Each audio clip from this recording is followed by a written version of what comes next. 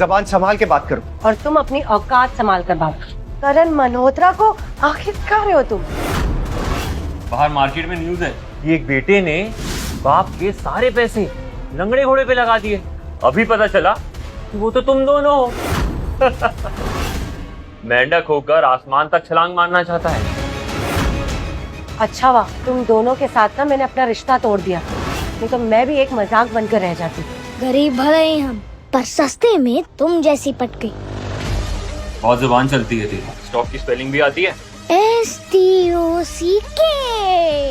क्या कर रहा है? बातें बात हो गई, अब तुम्हारी पोल खोलने का टाइम आ गया। आ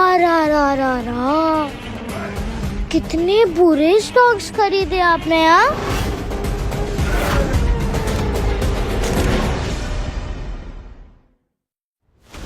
सुने टिंगू, सिर्फ पैसे लगाना शेयर मार्केट नहीं है। घोड़े पे दाव लगाने से ज्यादा इंपॉर्टेंट है उस खेल की समझ होना। असली खेल वही है, समझा? और वो देख, तेरा स्टॉक तो नीचे ही गिरता जा रहा है। और वैसे भी गंदी नाली के कीड़े ना समुंदर के रास्ते नहीं ढूंढते, वो गली के गटर में ही रहते हैं।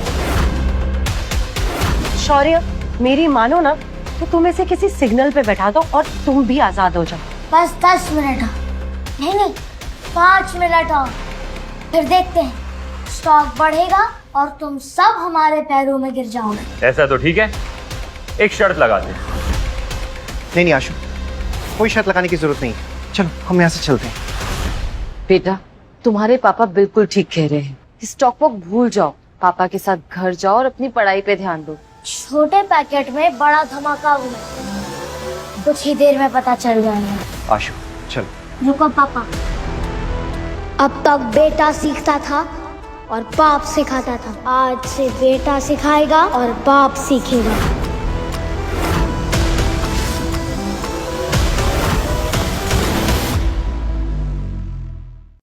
बस एक बार मुझ पर विश्वास कर लीजिए पापा। क्या आप लाइफ में एक बार नहीं जीतना चाहते? जीतने के लिए किस्मत चाहिए, लेकिन तुम्हारे कपड़ों की तरह तुम्हारी किस्मत भी फटी हुई है।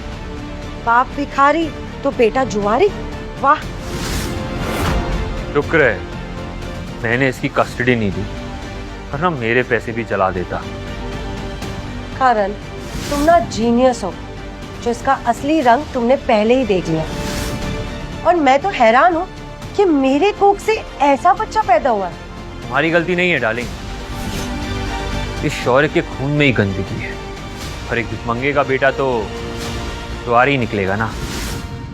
सही है, चुपचाप निकल जाए यहाँ से। हार जीत का तो पता नहीं आशु, पर आज किसी के दांत जरूर टूटेंगे। गार्ड्स! अरे हटो तुम। क्या बात है पापा? शौर्य, तुम पागल हो गए हो क्या? पागल हो गया हो या नहीं, तुम्हें क्या फर्क पड़ता है? और आशु बिल्कुल सही कह रहा है, हमेशा हम हारे क्यों? पापा, आज के बाद आप कभी नहीं हारेंगे, चाहे कुछ भी हो जाए। मैं आपके नाक नहीं कटने दूंगा। बोलो करण, कैसी शर्त लगानी है तुम्हें?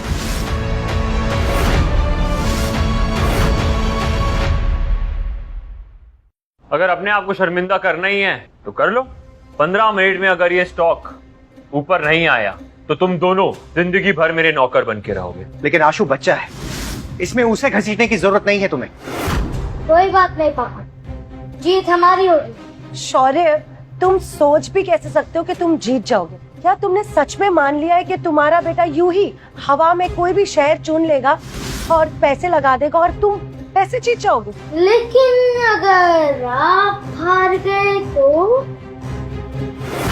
अगर हम हार गए तो यही सबके सामने घुटने टेक कर तुमसे माफी मांगेंगे और तुम दोनों के रास्ते में कभी नहीं आएंगे। पक्की बात?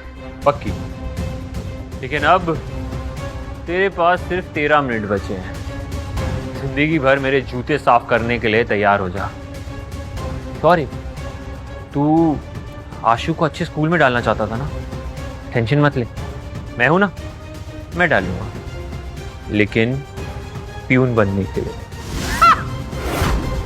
अभी समय बाकी है। तुम्हारा समय तो तभी खत्म हो चुका था शौर्य, जब तुमने करण मल्होत्रा से पंगा लिया था। अगर मुझे अपनी असलियत इनसे छुपानी ना होती तो मैं इनकी मदद जरूर करती, लेकिन ये स्टॉक मार्केट किस्मत के दम पे नहीं चली।